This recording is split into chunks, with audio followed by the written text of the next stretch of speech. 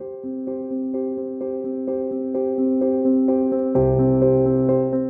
gathered here at the residence of Mrs.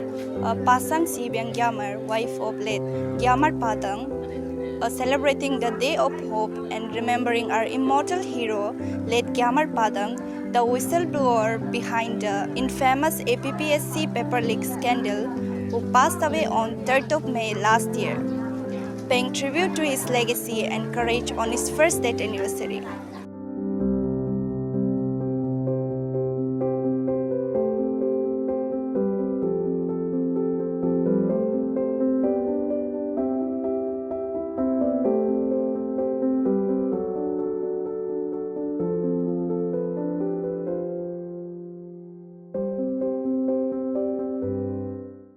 हाँ, आज का दिन जो है एक बहुत ही इम्पोर्टेंट डे है।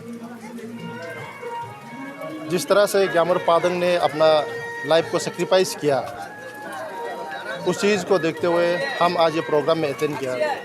इसमें देखिए, समाज में बहुत प्रकार का आदमी होता है, बहुत प्रकार का लीडर होता है, बहुत प्रकार रिवोल्यूशनरी होता है।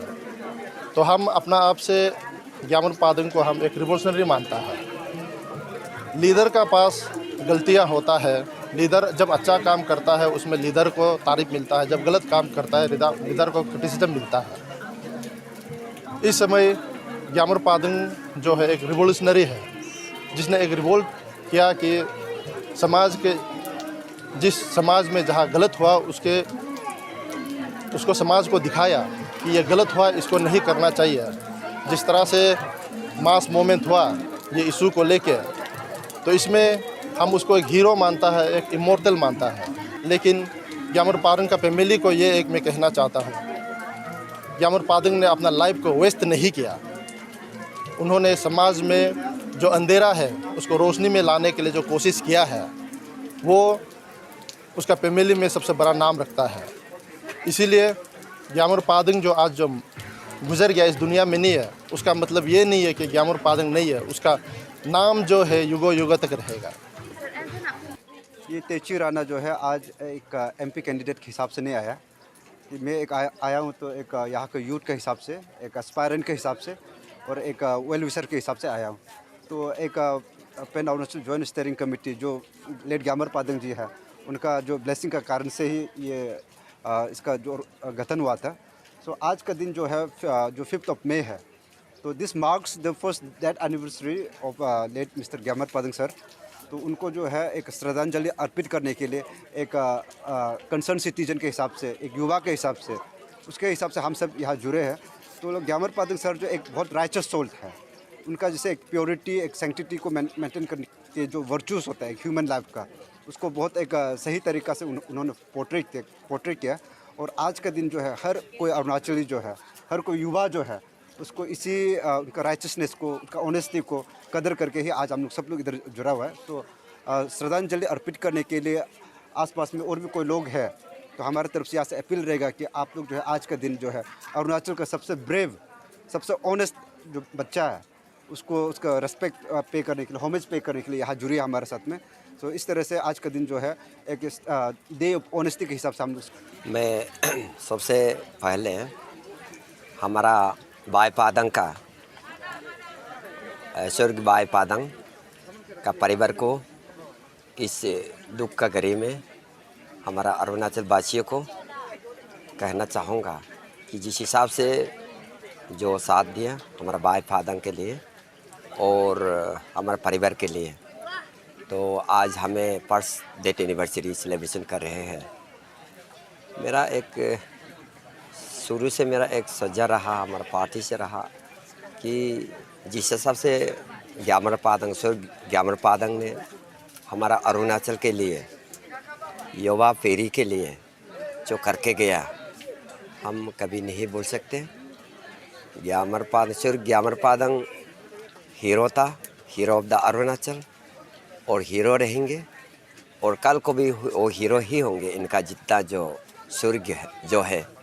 तो इसके लिए मैं सरकार से, मेरा एक हमारा पार्टी की ओर से और हमसे और हमारा परिवार की ओर से मेरा एक विनती है कि जो रसल जो ग्लोब जो कहते हैं, तो इसको देखने से ही अच्छा है। सर, अभी जितना तक APPSC फियास्को का ऊपर में अगर देखें तो आपको कैसा लगता है कि आप भी बहुत क्लोजली आपने विटनेस किया, आप बहुत सारे रैलीज में भी आए हैं, तो अभी तक कितना जंग जो जीता है, कितना और भी बचा हुआ है, कहाँ में हमारा गवर्नमेंट जो चूक हो गया, कौन कौन से जगह में? जिस हिसाब से सरकार ने जो कहते हैं कि काम किया, हमें तो दिखाई नहीं दे रहा है।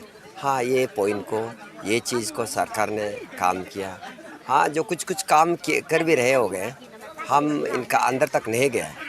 लेकिन फन जोन स्टीयरिंग कमेटी जिस हिसाब से जो काम कर रहे हैं, हम लोग धीरे धीरे अभी पता लगाएंगे इन लोग कहाँ तक कर रहे हैं, क्या कर रहे हैं, और इन लोग किस हिसाब से लेके चल रहे हैं।